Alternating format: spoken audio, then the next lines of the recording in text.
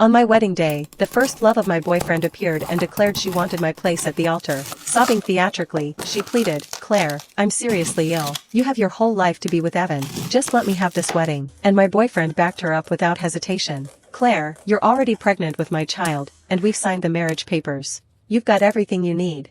This wedding? It doesn't matter." The guests gawked, while I stood there as the punchline of their jokes. But instead of causing a scene, I kept my composure. That same day, I booked an abortion and looked his first love straight in the eye with a smile. "Sure, take the wedding, and take him too. He's all yours." "Claire, what nonsense are you spouting?" Evan Scott, my boyfriend, reached for me while keeping his grip tight on and Walsh's hand. I raised my hand and slapped him across the face. He clutched his cheek, staring at me in disbelief, and lifted her skirt and hurried over, shielding Evan protectively as she whimpered delicately, "Claire, please calm down and don't hurt Evan. I don't want this wedding anymore. I'll give the gown back to you. I can just die alone." With that, she made a show of trying to take off the wedding dress she was wearing, but Evan quickly stopped her. "And, this dress was always meant for you. This wedding should have been yours from the start." He carefully straightened every seam and bow of her gown, leaving nothing untouched. The pristine white dress made her look so fragile and delicate, even more dazzling and brittle than the chandeliers above. This was the gown Evan had picked out for me, yet it fit her perfectly. Suddenly, I realized why the dress felt off when I tried it on, why I wanted alterations.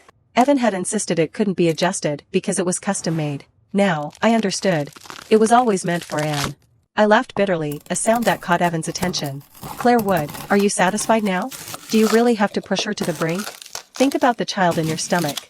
If you don't want them to be born as an illegitimate child, you'd better behave and stop making a scene." The wedding march began to play.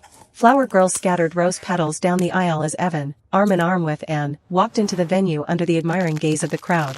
As the piano played its joyful melody, a symbol of happiness, I called the hospital to book an abortion. The guests whispered, as if I were the intruder, while the radiant couple on stage basked in their moment of glory. When their vows of love echoed through the hall, I couldn't bear the probing stares any longer and fled in humiliation. Before I left, I glanced at my family sitting in the front row. They didn't look surprised at all that the bride had changed. My brother even went on stage to offer his congratulations. "This wedding is truly spectacular. My brother-in-law really outdid himself." Anyone who didn't know better might have thought the woman on stage was actually his sister.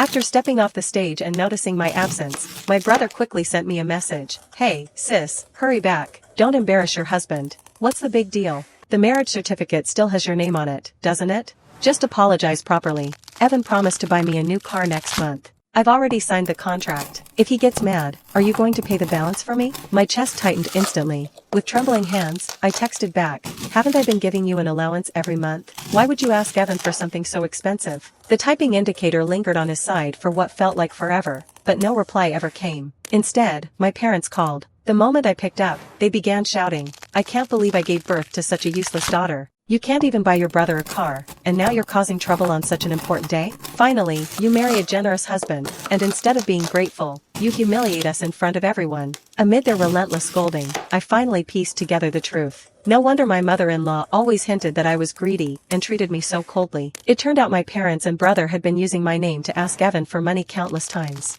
All the strength drained from my body, and I sank onto the stone steps at the center of the hall. My phone slipped from my hand, the call long disconnected.